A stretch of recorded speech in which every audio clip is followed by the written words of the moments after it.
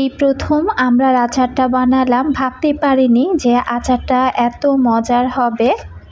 Hello everyone, আসসালামু আলাইকুম। সবাইকে শুভ সকাল জানিয়ে নতুন আরেকটি ব্লগ ভিডিও নিয়ে আপনাদের মাঝে হাজির হয়ে গেলাম। কেমন আছেন আপনারা সবাই? আশা করছি কাছে দূরে, দেশ এবং দেশের বাইরে যে প্রান্ত থেকে আজকে আমার নতুন আরেকটি ব্লগ ভিডিও দেখছেন না কেন, আল্লাহর অশেষ রহমতে আশা রাখছি সবাই খুব ভালো আছেন। আমি বিথি, আলহামদুলিল্লাহ আমিও খুব ভালো আছি পরিবার পরিজন নিয়ে। সকালে ঘুম থেকে ওঠার পরেই কিন্তু আমি অফ ক্যামেরাতে অনেকগুলো কাজ করেছি। এত ক্ষুধা পেয়ে গেছে, তো তাড়াতাড়ি করে আমি চা বানিয়ে এই তো এক প্যাকেট লেক্সাস বিস্কিট দিয়ে আগে চাটা খেয়ে নিচ্ছি। এটা ছিল আমার শুক্রবারের ব্লগ। আমার যেহেতু ক্ষুধা পেয়ে গিয়েছে, আমি আগে একটু চা বিস্কিট খেয়ে নিচ্ছি। আর ওই পাশ থেকে তো তারা বাবা মেয়েরা ঘুম পাচ্ছে, তো সকালে নাস্তা না করে আমি আর তাদেরকে ডাকাডাকিটা করব না। ভাবলাম যে আগে নাস্তা রেডি করি, তারপর তাদেরকে ঘুম থেকে ডাক দিব। আজকে সকালে নাস্তা বানাবো আর কি খুদের বোয়া ভাতই রান্না করব। কেউ খুদের বোয়া ভাত বলেন, আবার কেউ খুদের কি বলবো খুদের ভাত বলেন। তো যাই হোক, আমি খুদের বোয়াটা রান্না করব আর ডিম ভাজবো। একবার রুটি বানাতে চেয়েছিলাম, পরবর্তীতে ভাবলাম যে শুক্রবারের দিন একটু দেরি করে ঘুম থেকে উঠেছি, এখন যদি রুটি বানাতে যাই তাহলে কিন্তু অনেক দেরি হয়ে যাবে। তাই আর কি অফ ক্যামেরাতে আমি খুদের বোয়া ভাতটা রান্না করে নিয়েছি আর ডিম ভেজে নিয়েছি। এখন কিন্তু আমি তাদেরকে অনেক ডাকাডাকি করছি, তারা কেউ ঘুম থেকে উঠছে না, তাই সব কিছু টেবিলে এনে রেখে দিলাম। এরপর আমি একটু বারান্দায় আসলাম। বারান্দায় আসার পর আমার পুর্তলিকা গাছগুলো দেখে এত ভালো লাগছিল। আজকে কিছু ডালপালা কাটবো, তো এইখান থেকে কিছু ডালপালা কেটে আমি আমার এক প্রিয় আপুর জন্য পাঠাবো। উপরে যে ফুলটা ফুটে আছে, তো এই কালারটাও দিব, সাথে একদম গাঢ় গোলাপি যেটা সেই কালারটাও দিব। বেশ কিছু ডাল অফ ক্যামেরাতে আমি আর কি কাটবো। এর মধ্যে আমি জবার আবুকে বারবার ডাকছিলাম যে একটু তাড়াতাড়ি ওঠো, উঠে তারপরে গাছগুলো তাড়াতাড়ি করে একটু কুরিয়ার করে দিয়ে আসো। তো এর মধ্যে কিন্তু খুব বৃষ্টি হচ্ছিল, আবারও রোদ উঠছিল। তো এর মধ্যে আমি আমার প্রিয় আপুকে ফোন দিয়ে জিজ্ঞাসা করছিলাম যে আপু তুমি কি কি গাছ নিবা আমাকে বলো।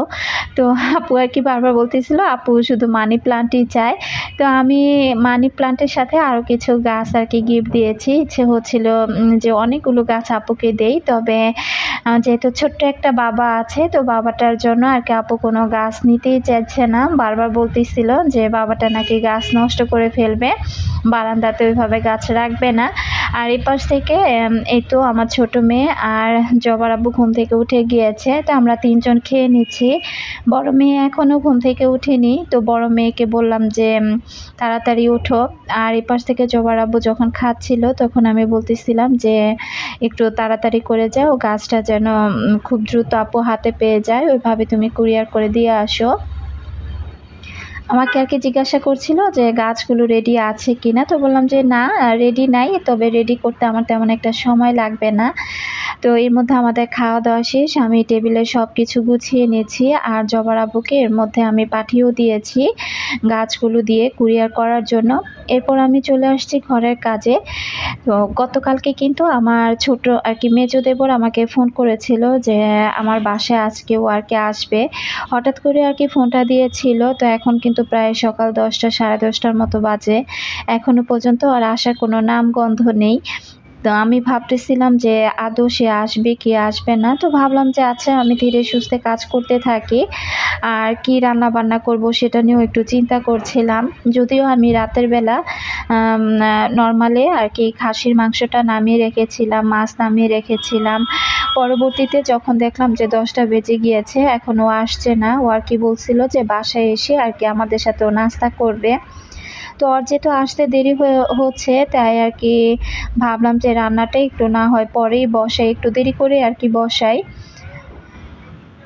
তো এর মধ্যে যেহেতু জবার আব্বু বাইরে চলে গিয়েছে, তো আমি এর পাশে চলে এসেছি যে পুরো রুমটাই আর কি গুছিয়ে নেব। তবে পুরো রুম গোছানো আর ওইভাবে শেয়ার করব না, প্রতিদিনই তো আমার এই সাংসারিক কাজকর্মগুলো আপনাদের সাথে শেয়ার করে থাকি। তো টিভি ক্যাবিনেটটা না দেখলাম যে এই ইদানিং যেহেতু বৃষ্টি হচ্ছে, তো কেমন যেন একটু ফাঙ্গাসের মতো পড়ে এই ক্যাবিনেটটার উপরে। তো এটা দেখে আর কি যতবার এটা আমি পরিষ্কার করি ততবারই জবার আব্বুর সাথে আমি একটু রাগ করি, যে আমি চেয়েছিলাম যে আমি কাঠের একটা ক্যাবিনেট খুব সুন্দর করে ডিজাইন দিয়ে আমি বানাবো, কিন্তু সেটা তার জন্য হলো না। সে যখন উত্তরাতে গেল এই ধরনের ফার্নিচারের দোকানগুলো আর কি দেখে, তখন সে নিজে অর্ডার দিয়ে এরকম একটা তাল গাছের মতো বানিয়ে নিয়ে এসেছে। তো আমার খুবই রাগ লাগে, ক্যাবিনেটটা একেবারেই আমার মনের মতো হয়নি। আর এই যে বারবার কেমন যেন একটা ছাতুর মতো আর কি উপর দিকে পড়ে যায়। তো এই ধরনের ক্যাবিনেটগুলো কিন্তু এরকমই, তবে কাঠের মতো কিন্তু কোনো জিনিসই হয় না। আর কাঠের জিনিসগুলোই কিন্তু আমার সবচাইতে বেশি ভালো লাগে। আমার ঘরের প্রতিটা জিনিসই যদিও আমি নিজে মোটামুটি পছন্দ করে বানিয়েছি, তবে এই জিনিসটা একদমই আমার পছন্দের বাইরে।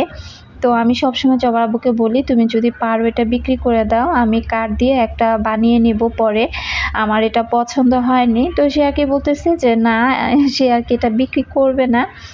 তো দেখা যাক যে যতদিন চলে চলুক, তারপর দেখা যাক যে কি হয়। মাঝে মাঝে আমি যত্ন না করে এভাবে রাগ করে ফেলে রাখি, যেটা পরিষ্কার করব না, আমার ভালো লাগে না দেখতে। তো এপাশে আমি আবারও একটু আদা রসুন ব্লেন্ড করতে চলে আসলাম টিভির ক্যাবিনেটটা গুছিয়ে। তো আদা রসুন ছিল না, আর যদি মাংস রান্না করি তাহলে তো আদা রসুনটা দরকারই হবে। আদা রসুন যতটুকু ছিল ততটুকু আর কি ফুরিয়ে গিয়েছে। এখানে আমি আদা রসুনটা ডিপ ফ্রিজ থেকে আগে নামিয়ে রেখেছিলাম, এখন শুধু ব্লেন্ড করে নেব। আর এর মধ্যে আমি একটু আর কি ভিনেগার আর লবণ দিয়ে আর কি আদা রসুনটা কিন্তু আমি সবসময় ব্লেন্ড করে থাকি। আমার প্রিয় আপু ভাইয়া, আঙ্কেল আন্টি এবং আমার মামুনিদেরকে রিকোয়েস্ট করব, যারা ভিডিওটি ক্লিক করেছেন এখনও পর্যন্ত আমার সাথে আছেন কিন্তু একটি লাইক দেননি, প্লিজ একটি লাইক দিয়ে দিবেন। আর যারা ডেলি লাইফস্টাইল ব্লগ দেখতে ভালোবাসেন, যদি আমার ভিডিও কোথাও কোনো অংশ আপনার কাছে এতটুকু ভালো লেগে যায়, চাইলে আমার চ্যানেলটি সাবস্ক্রাইব করে আমার পাশে থেকে যেতে পারেন। আমার কিন্তু আদা রসুন ব্লেন্ড করা শেষ, এগুলো এখন আমি বাটিতে তুলে নিব।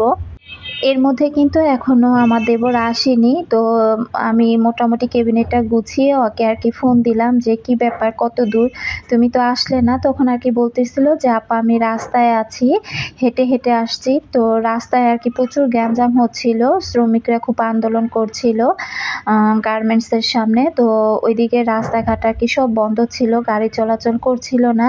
তো তার কারণে আর কি ও হেঁটে হেঁটে আর কি আসছিল। তো যখন আবার জবার আব্বু ওকে ফোন দিল, রাস্তায় আর কি গাছগুলো কুরিয়ার করার পরে জবার আব্বু ফোন দেওয়ার পর জানতে পারে ও হেঁটে হেঁটে আসছে। তো প্রায় আমাদের চান্দুরার কাছাকাছি চলে এসেছিল, তখন আর কি জবার আব্বু গিয়ে ওকে আর কি বাকি রাস্তাটুকু বাইকে করে নিয়ে আসে।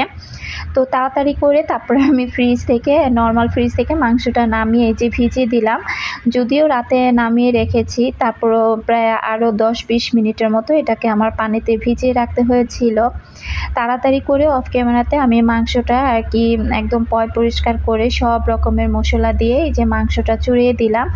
আজকে মা যেহেতু এটা খাসির মাংস, তো খাসির মাংসের মধ্যে কিন্তু আমি আজকে সব রকমের মশলার পরিমাণটা একটু বেশি দিয়েছি। তো আজকের মাংসটা রান্না করার পর আর কি জবার আব্বু এত আর কি খুশি হয়েছে, তার নাকি এত ভালো লেগেছিল মাংসটা খেতে। প্রতিদিনের মাংস রান্নাটাই কিন্তু আমি করি। দেখা যায় যখন মাংস রান্না করি আমিই কিন্তু করি, দ্বিতীয় আর কেউ করে না। তো মাঝে মাঝে বলে যে ভালো হয়নি, আজকে এমন হয়নি অমন হয়নি, তবে আজকের মাংসটা খেয়ে নাকি তার বেশি ভালো লেগেছে। আসলে জবার আব্বু না মাংসের মধ্যে অতিরিক্ত মশলা খায়, তো আজকে আমি অতিরিক্ত মশলাটা দেওয়ার কারণে তার কাছে আর কি খেতে ভীষণ ভালো লেগেছিল। আর আজকে রান্নাবান্নাগুলো ওইভাবে আমি ডিটেলসে শেয়ার করব না। আমি রুই মাছ আর কি রান্না করছি, কাঁচকলা দিয়ে ঢেঁড়স ভাজি করব, ভাতটাও রান্না করে ফেলেছি আগেই। পরবর্তীতে এর মধ্যে কিন্তু আমার দেবর অলরেডি আমার বাসায় চলে এসেছে, তো ও আর কি টিভি দেখছে। একবার ভাবছিলাম যে খিচুড়ি রান্না করি, পরবর্তীতে ভাবলাম যে না একটু পোলাও রান্না করে দিই। তো আর কি পোলাওটাও আমি রান্না করব আর মাছটাও রান্না করে নিচ্ছি। এভাবে আর কি ডিটেলসে আর কিছু শেয়ার করলাম না। তো শুক্রবারের দিনটা কিন্তু আমি দেখা যায় একটু হলো জবার আব্বুকে নিয়ে ঘুরতে বের হই, তবে আজকে বের হতে পারিনি শুক্রবারের দিনটা। তো আমার কাছে খুব খারাপ লাগছিল। আর আমার দেবরও আসার আগে ফোন দিয়ে আর কি বলছিল যে বাইরে কোথাও ঘুরতে যাবেন নাকি। তো আমি আর কি বলছিলাম যে প্রতি শুক্রবার তোমার ভাইয়াকে নিয়ে বের না হলে আমার আবার ভালোই লাগে না। কিছু কিনি বা না কিনি, তাকে নিয়ে আমাকে বাইরে একটু ঘুরতে যেতেই হবে। তো আমি কথা বলতে বলতে ওই পাশ থেকে কিন্তু মাছটা তুলে নিলাম বাটিতে। আর গতকালকে একটু ছোলা ভিজিয়ে রেখেছিলাম, সেই ছোলাটাই সিদ্ধ দিয়ে দিয়েছি প্রেসার কুকারে। আমি কিন্তু 3টা চুলাতে একসাথে রান্না করছি, খুব তাড়াহুড়া করছিলাম। আচ্ছা, এখন একজন আপুর কমেন্ট পড়ি। মোহাম্মদ রহমান আইডি থেকে আপু লিখেছিলেন, বিথি আপু তুমি সারাদিন এত কাজ কিভাবে করো? তোমার ভিডিও দেখলে কাজ করার এনার্জি পাই। আমার ছোট 2 বাচ্চা যখন পুরো ঘর এলোমেলো করে রাখে তখন কিছুক্ষণ মাথায় হাত দিয়ে বসে থাকি, তারপর তোমার কাজের কথা স্মরণ করে নতুন উদ্যমে কাজ করতে শুরু করি। লাভ ইউ আপু। লাভ ইউ টু আপু। আসলে তোমার কমেন্টটা পড়ে না আমি এত হাসছিলাম, রাতের বেলায় তোমাদের ভাইয়াকে আর কি কমেন্টটা পড়ে শোনাচ্ছিলাম। তো জবার আপু খুব হাসছিল, বলতেছিল যে তুমি এত কাজ করো সারাক্ষণ, আসলে কি বলবো যে তোমার ভিউয়ার্সরাও তোমার ভিডিও দেখে কি সারাক্ষণ দেখি যে তোমার কাজ কাজ নিয়ে সবাই কমেন্ট করে। তো বললাম যে ভাইরে তুমি শুধু আমাকে মূল্যায়ন করো না তোমার সংসারে, আর বাকি সবাই আমাকে মূল্যায়ন করে। আসলে কিন্তু আমি প্রতিদিন রান্না বান্না এটা সেটা করতেই থাকি, আর সে কাজগুলো আমি ক্যামেরার মধ্যে তুলে ধরি। আর আমার প্রতিটা আপুরা এত সুন্দর করে আমাকে কি বলবো যে অ্যাপ্রিসিয়েট করে, যেটা কিনা আমার কাছে খুবই ভালো লাগা কাজ করে। তো সত্যি যে আমার আপুরাও যে আমার কাজ দেখে তারা নিজেদের কাজে উৎসাহ পায়, এই যে কথাটা যখন আমার প্রিয় আপুরা লিখে তখন আমার এত ভালো লাগা কাজ করে। অনেক আপুরা এটাও বলে থাকেন যে আপু কাজ করতে খুব আলসেমি লাগে, কিন্তু তোমার কাজ দেখলে তখন কাজের আর কি অন্যরকম একটা এনার্জি চলে আসে। তো আমি না এই কথাগুলো আমি মাঝে মাঝে আমার আশেপাশে ভাবিদের সাথেও আর কি শেয়ার করি আর খুব হাসি। তো সেও আর কি বলে যে আপনি খুব কাজ করেন, সারাক্ষণ শুধু কাজই করেন। তো সংসার যেহেতু, তো সংসারে কাজ তো আর কম থাকে না। একটার পর একটা কাজ যদি জমিয়ে রেখে বসে থাকি, পরে দেখি আমার মাথায় হাত পড়ে যায় আর আমারই 12টা বেজে যাবে ওই কাজগুলো না করলে। এর পাশে কিন্তু আমার ছোলাগুলো সিদ্ধ হয়ে গিয়েছে, একটু বেশি পরিমাণেই সিদ্ধ করেছি। তো কিছুটা বিকেলে আর কি হয়তো বাগার দিয়ে দিব, রান্না করে দিব, আর বাকিটা আর কি আমি ডিপ ফ্রিজে রাখবো। জবার আব্বু কিন্তু ছোলা ভুনাটা খুবই পছন্দ করে, তার জন্যই আর কি দেখা যায় রমজান মাস ছাড়াও আমার ঘরে ছোলা রান্নাটা হয়। আর প্রেশার কুকারটা যেহেতু 4-5টা একদম সিটি উঠে পানি পড়ে একদম ঢাকনা ঢুকনা সব নষ্ট হয়ে গিয়েছে, কেমন যেন একটা দাগের মতো পড়ে যাবে এখন যদি না ধুই। তাই সাথে সাথেই আমি প্রেশার কুকারটা আর কি খুব ভালো করে ধুয়ে পরিষ্কার করে নিচ্ছি। আমার প্রিয় একজন আপু লিখেছিলেন যে পাপোশটা খুবই সুন্দর হয়েছে এবং এভাবে বড় ভিডিও দিবেন আপু, আর কিচেন ট্যুর চাই।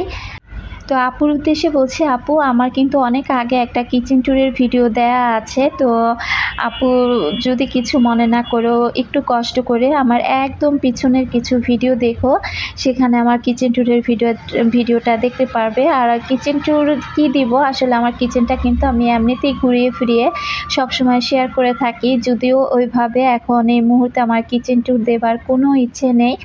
তবে আপু তোমার উদ্দেশ্যে আমি আমার পুরো কিচেনটাকে এমনিতেই এখন যেভাবে সাজানো গোছানো আছে সেভাবে একদিন তোমার সাথে আমি শেয়ার করব। একটু সময় দাও আপু, আসলে শরীরটা তেমন কিন্তু একটা ভালো যাচ্ছে না।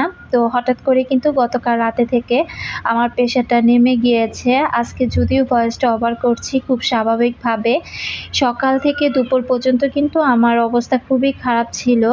তো এরপর দেখা যায় যে অনেক কিছু স্যালাইন ট্যালাইন হাবিজাবি খেয়ে তারপর মোটামুটি নিজেকে একটু সুস্থ করেছি। এখন সালাদ বানাবো, তো সালাদের জন্য এখন একটা শসা কেটে নিচ্ছি। তো আজকেও কিন্তু আমি চপিং বোর্ডের নিচে কোনো আর কি রুমাল বিছিয়ে নিইনি। তো এটা কাটাকাটি করতে গিয়ে না চপিং বোর্ডটা একটু লাফালাফি করেছিল, তো খুব আলসেমি লাগছিল যে এখন এটা কাটার জন্য আবার বটি নিব, আবারও চপিং বোর্ডের নিচে একটা রুমাল দিব। দরকার কি, একটু না হয় নড়াচড়া করে করুক। আমি এভাবে কিন্তু আর কি শসাগুলো কেটে নিলাম। মারুফা আক্তার আইডি থেকে আপু লিখেছিলেন, আপু তোমার বাবার বাড়ি কোথায়? তো আপু আমার বাবার বাড়ি হচ্ছে মুন্সিগঞ্জ আর কি, বিক্রমপুর মুন্সিগঞ্জ। তো আশা করছি আপু উত্তরটা পেয়ে গিয়েছো। আমি কিন্তু শসাগুলো কেটে নিয়েছি, আর এর মধ্যে আমার দেবরকে কিন্তু আমি অনেকবার জিজ্ঞাসা করেছি যে তুমি কিছু খাবা নাকি। ও আসার পর থেকেই কিন্তু একটু পরপর জিজ্ঞাসা করেছি, তো বলতেছিল যে না আপা আমি খেয়ে এসেছি, আমি এখন আর খাবো না।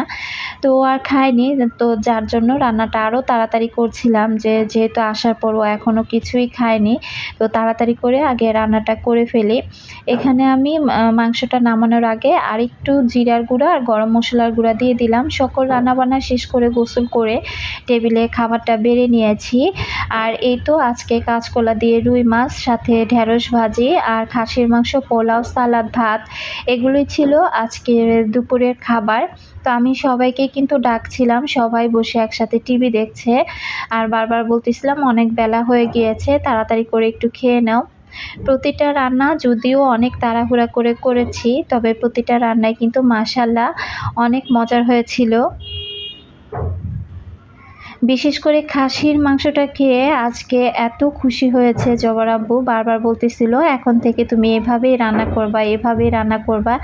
তো আমি বললাম যে আমি তো এভাবেই রান্না করি, আসলে আজকে মনে হয় তোমার ক্ষুধা বেশি লেগেছে তাই বারবার এই কথা বলছো। তো অফ ক্যামেরাতে আমি কিছু ছোলা আর কি ওদেরকে আর কি বাগার দিয়ে দিয়েছিলাম, তো ছোলা আর চা দিয়েছিলাম, সেটা খেয়ে কিন্তু আমার দেবর চলে গিয়েছে। তো আমার দেবর এসেছিল মূলত যেহেতু আকিকা দিয়েছিল আমার আর কি দেবরের ছেলের, তো ওই মুহূর্তে কিন্তু আমি বাড়ি যেতে পারিনি, যেহেতু আমার বড় মেয়ের পরীক্ষা চলছে, তাই আর কি কিছু আকিকার মাংস নিয়ে এসেছিল আমার বাসায়, সেটাই দিয়ে গেল। আর এখানে আমি আজকে আমড়ার আচার বানাবো। আমি এই জীবনে ফার্স্ট আমি আমড়ার আচার বানাচ্ছি। এখানে আমি সরিষার তেল দিয়ে 2টা শুকনো মরিচ ভালো করে ভেজে গোটা কয়েক রসুন দিয়েছিলাম, আর তার সাথে একটা লং, এলাচ আর দারুচিনি, তেজপাতা দিয়ে ভালো করে একটু ভেজে এরপর আমি সরিষা বাটা দিয়ে দিলাম। সরিষার সাথে আমি একটু 2-3 কোয়া আর কি রসুন বেটে নিয়েছিলাম। এরপর এখানে আমি একটু হলুদের গুঁড়া আর মরিচের গুঁড়া দিয়ে দিলাম। ওই দিন যে আমড়াটা এনেছিলাম সেখান থেকে 4-5টা আমড়া রয়ে গিয়েছিল, তো আমি যেহেতু ফার্স্ট টাইম আমড়ার আচার বানাচ্ছি ভাবলাম যে এতগুলো আচার বানিয়ে নষ্ট করার কোনো দরকার হয় না, অল্প করে বানাই, যদি ভালো লাগে খেতে পরবর্তীতে আবার বানাবো। তো এখানে আমি এখন এই যে আমড়াটা দিয়ে দিলাম। তো আমড়াটা দিয়ে আমি কিন্তু খুব ভালো করে তেলের সাথে আমড়াটাকে কিছু টাইম একদম ভেজে নিয়েছি। এরপর একটু লবণ দিয়ে দিলাম, লবণ দিয়ে ভালো করে মেখে তারপরে আমি কিন্তু এই যে এখন চিনি দিয়ে দিচ্ছি। তো চিনিটা দিয়ে তারপরে আমি ঢাকনা দিয়ে ঢেকে রাখবো অনেকটা টাইম, আর একটু পরপর কিন্তু আমি নাড়াচাড়া করে দিচ্ছিলাম। আমড়াটা যতক্ষণ পর্যন্ত একদম আর কি নরম না হচ্ছে ততক্ষণ পর্যন্ত আমি ঢেকে ঢেকে একটু পরপর আর কি নাড়াচাড়া করে দিয়েছিলাম, সেটা অফ ক্যামেরাতে। আর এখন কিন্তু আমার আমড়াটা একেবারে নরম হয়ে গিয়েছে। এখন আমি একটু ভাজা পাঁচফোড়নের গুঁড়া দিয়ে আর কি আমড়াটা নামিয়ে নেব, আর একটু চিলি ফ্লেক্স দিয়ে দিব। আমড়ার আচারটা এত মজা হয়েছিল, তো পরে চিন্তা করলাম যে না কিছু আচার আর কি আমি বানিয়ে রাখবো, তবে আচারটা কিন্তু আমরা 3 মা মেয়ে একজনও খেতে পারিনি, সম্পূর্ণ আচারটা কিন্তু জবার আব্বু একদম শেষ করে দিয়েছে। তো যাই হোক, জীবনের প্রথম আমড়ার আচার বানালাম, খেতে মজা হয়েছে তাতেই আমি খুশি। তো খেয়ে যে প্রশংসা করেছে, আসলে প্রশংসা পেতে কার না ভালো লাগে, আমার তো খুবই ভালো লাগে। তো দেখতে দেখতে ভিডিও শেষ প্রান্তে চলে এসেছি, আজকের মতো এখানেই বিদায় নিচ্ছি। আল্লাহ হাফিজ, আসসালামু আলাইকুম।